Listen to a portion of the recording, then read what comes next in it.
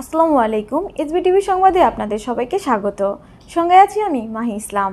বাসন মেট্রো থানা বিএনপির সকল সদস্য সংঘবদ্ধ হয়ে বিজয় মিছিল উদযাপন।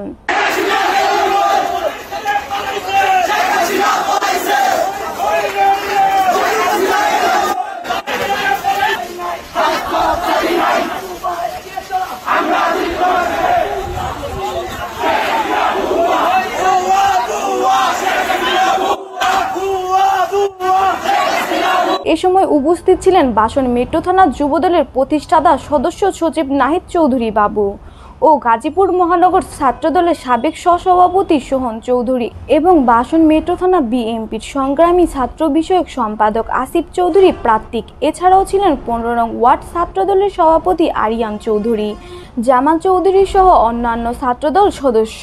এতক্ষণ দেখলেন এসবিটিভি সংবাদ। আমাদের সঙ্গে থাকার জন্য অসংখ্য ধন্যবাদ।